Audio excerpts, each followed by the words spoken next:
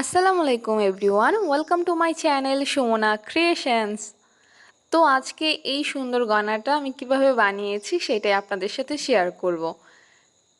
এখানে দেখতেই পাচ্ছেন আমি ভেজের মধ্যে হলুদ রং দিয়ে নিচ্ছি। এই ভেজটা যখন আমি রেখেছি তখন আমার মনে হয়েছে যে এই ফুলগুলার মধ্যে আমি হলুদ রং দেব।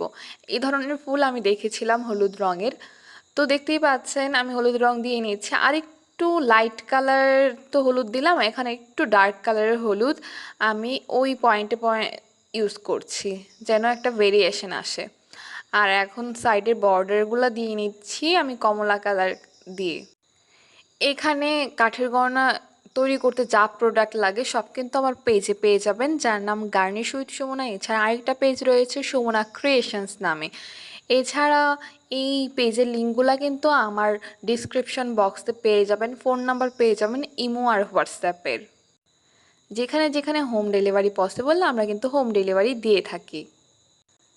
কাঠের গয়না ছাড়াও hand paint, block batik screen print, এই যাবতীয় সামগ্রী, এছাড়া ক্যানভাস, এই ধরনের সব ধরনের প্রোডাক্ট কিন্তু আমাদের পেজে আপনারা পেয়ে যাবেন। এছাড়া এক কালারের পাঞ্জাবি, শাড়ি, শাল সব সামগ্রী কিন্তু আপনারা পেয়ে যাবেন। এখানে পাতার মধ্যে আমি একটু ভেরিয়েশন আনার জন্য কালারের আমি এক সাইডে একদম ডার্ক কালার দিচ্ছি, এক সাইডে একটু লাইট কালার দিচ্ছি, তাহলে আলো ছায়া ভাবটা ফুটে উঠবে আর দেখতেও সুন্দর লাগবে। এখানে আমি হলুদ রঙের সাথে একটু সবুজ মিশিয়ে লাইট সবুজ কালার তৈরি করেছিলাম। তো আপনারা এভাবেই ইউজ করতে পারবেন। আর কাজের কোনো প্রশ্ন থাকলে আপনারা আমার পেজে নক দিতে পারেন, এছাড়া কমেন্ট বক্সেও কমেন্ট করতে পারেন। আমার পেজে প্রতি মাসে বিভিন্ন ধরনের কোর্স থাকে, তো আপনারা ওই কোর্সে অংশগ্রহণ করতে চাইলেও পেজে সংযুক্ত হয়ে যাবেন, ওখানে আপনারা আপডেট পেয়ে যাবেন। এখানে আমি টার্সেল মানে কট সুতার মধ্যে পুঁতিগুলা দিয়ে নিচ্ছি, আমার পছন্দ মতো ডিজাইন করে নিচ্ছি। এখানে কাঠের গহনা তৈরি করতে যারা আগ্রহী তারা কিন্তু আমার চ্যানেলে দেখতে পাবেন একটা প্লেলিস্ট রয়েছে কাঠের গহনার, তো ওইটা আপনারা চেক করলে উপকার হবে। এছাড়া যখন রং করা হয়ে যাবে তখন কিন্তু আপনার কাঠের গহনার উপর আপনারা স্প্রে করবেন।